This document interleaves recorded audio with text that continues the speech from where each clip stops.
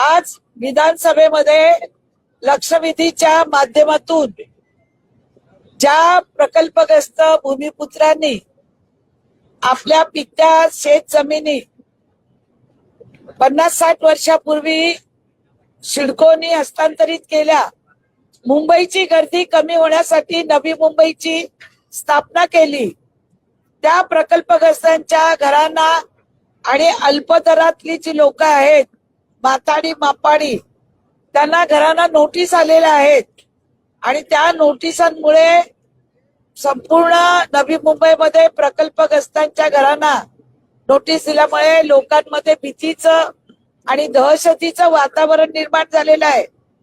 या नव्या मुंबईच्या भूमिपुत्रांनी जमिनी दिल्यामुळे अनेक प्रकल्प नव्या मुंबईमध्ये आलेले आहेत।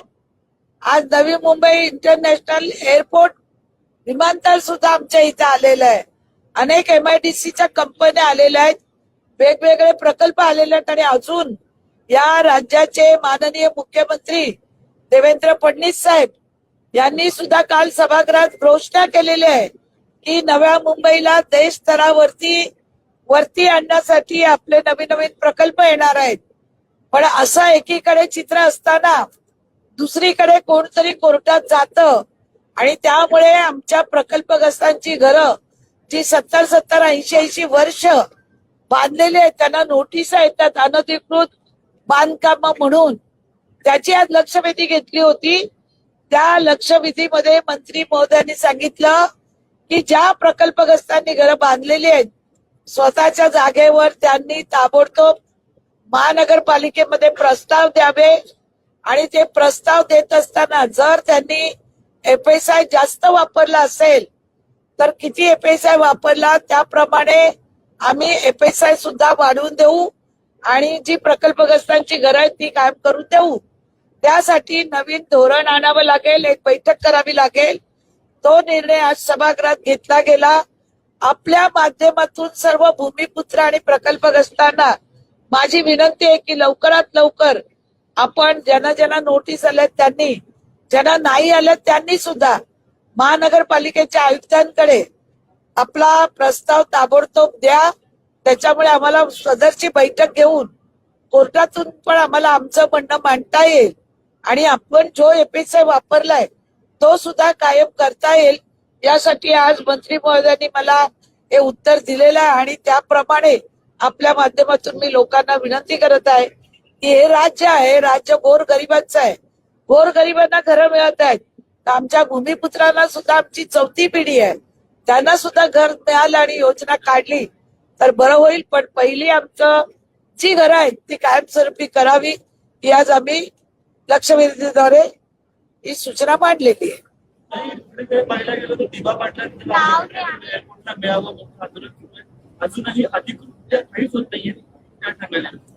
माननीय राज्याचे मुख्यमंत्री देवाभाऊ देवेंद्र फडणवीसजी यांनी वेळोवेळी सांगितलेलं आहे, नाव होईल प्रोसिजर मध्ये आहे।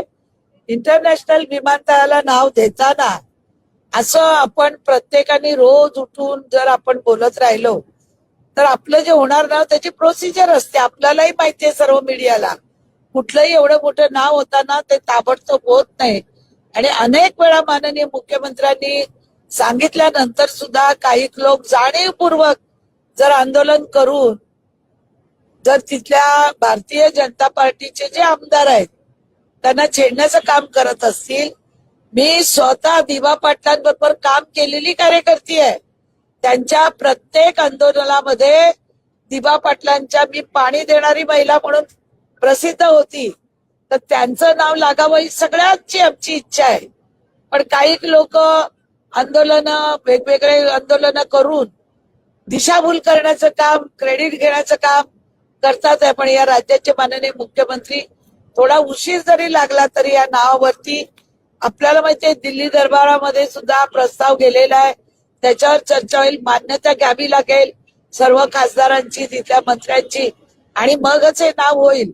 पण या नावाची प्रोसिजर सुरू आहे, गेले वर्ष झाले आम्ही त्याच्यासाठी पाठपुरावा करत आहोत आणि आम्हाला विश्वास आहे या राज्यावर आणि देशाच्या पंतप्रधानावर हे नाव निश्चित स्वरूपात होईल। पण लोकांनी सुद्धा विमानतळ झाल्यानंतर विमानं ही सुरू करायचीच असतात. ही सेवा आहे, ही सेवा बंद करता येत नाही. लोक जे म्हणतात आंदोलन करू, हे करू, ते करू, माझी सगळ्यांना विनंती आहे का निश्चित स्वरूपामध्ये दिवा पाटलांचं नाव आदरणीय यांचं दिलं जाईल, अशी आमची भावना आहे.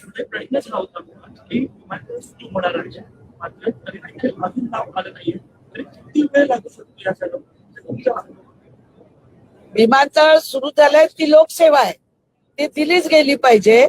आणि हे कधी होईल काय होईल मी सांगू शकत नाही. मी काही भविष्य बघणारी कोणी भविष्यवाणी नाही. केंद्र शासनाच्या कडनं जेव्हा होईल, पण होईल असं माननीय मुख्यमंत्री वेळोवेळी आम्हाला बोललेले आहेत. तर आम्ही पण श्रद्धा सबुरी का पल मिठा होता है या धोरणाने चाललं पाहिजे. निश्चित स्वरूपात दिवा पाटलांचं नाव होईल. जो प्रकल्पग्रस्त लोग हैं उन्हें नोटिस आ रहा है नवी मुंबई में सिटी की तरफ से, आपने भूमिका रखी है? मैं यही कहना चाहूंगी कि जो प्रकल्पग्रस्तों ने अपनी जो जमीनें हैं वो अनेक प्रकल्प के लिए सिडको को दी, संपादित की, आज 50-60 साल के ऊपर हो गया और आज हमारे घर को नोटिस आती है कि तुम अनधिकृत घर में रह रहे।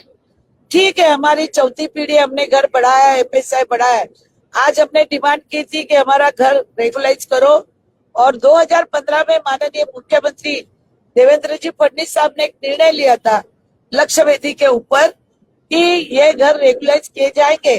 उसका जेआर नहीं निकला अभी तक, तो अभी वापस मीटिंग होगी ये 14 तारीख के पहले और उसमें जो भी भूमि पुत्र ने अपने मकान बढ़ाए उन्होंने प्रस्ताव महानगर पालिका के कमिश्नर के देना चाहिए और जितना भी एफएसआई बढ़ा है कुछ किया है वो भी रेगुलाइज करके उसके एक धोरणात्मक निर्णय के लिए बैठक होगी और उस बैठक में ये जो भूमि पुत्र और जो माताड़ी मापाड़ी है उनको एक दिलासा दिया जाएगा।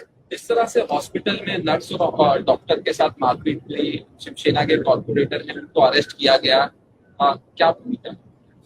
देखो, कोई भी हॉस्पिटल में भले कोई नर्स और डॉक्टर को मारना नहीं चाहिए, किसी ने हाथ उठाना नहीं चाहिए। मुझे पता नहीं आप पूछ रहे हैं, मगर ये गलत बात है। जो हमको सेवा देते भगवान के बाद हम डॉक्टर को ही भगवान मानते हैं। कोई कोई हॉस्पिटल में ऐसी बात हुई जाती है कि पेशेंट अपने पेशेंट के लिए लड़ते रहता है और उनको ठीक से जवाब नहीं दिया जाता है। जब जवाब नहीं देता है तो पेशेंट पहले ही अपने माँ बाप बच्चा कोई भी बीमार रहता है उसके लिए पहले ही वो टेंशन में रहता है। उस टेंशन में वो कुछ गलत काम करता है, वो नहीं करना चाहिए। और सामने वाले ने भी इनको समझना चाहिए ये पेशेंट है, इनके घर का पेशेंट है। अभी कल परसों हमारे नवी मुंबई में भी घटना हुई, एक औरत मर गई, गलत डोज से बच्चा भी मर गया। तो वहां के डॉक्टर और सिस्टर अगर गलत काम करेंगे तो वो फिर जिसका घर का इंसान है वो तो चिढ़ी जाएंगे, ये तो नेचुरली है, मगर वैसा होना नहीं चाहिए। मैं सबको, सब कार्यकर्ता को बोलती हूँ कि हॉस्पिटल सबके लिए है। हम एक के लिए लड़ते हैं तो 10 पेशेंट अंदर बेचारे बीमार रहते, वो सेवा बंद कर देते, तो उन लोगों की क्या गलती है जो 10 सलाइन पे होते हैं। तो ऐसी घटना होनी नहीं चाहिए, ऐसे मैं आपके माध्यम से बोलती हूँ। नवी मुंबई एयरपोर्ट को लेके दिवा पाटिल नाम बोला ना मैंने फर्क? देखिए, इस राज्य के माननीय मुख्यमंत्री जी देवेंद्र फडणवीस साहब, उन्होंने इंटरनेशनल एयरपोर्ट दिवा पाटिल का नामकरण जो है उसका प्रस्ताव दरबार में दिया है। दिल्ली में सब मंत्री, सब वहाँ के जो लोग हैं, वहाँ भी माननीय हमारे देश के प्रधान आदरणीय नरेंद्र भाई मोदी जी, अमित शाह जी, उनको भी सब जाके मिलके आए हैं। प्रस्ताव के लिए प्रयास चल रहा है, कब तक होगा मालूम नहीं, मगर जरूर ये सरकार है वो दिवा पाटिल का नाम जरूर एयरपोर्ट को देगी, ऐसा हमको लगता है और होगा।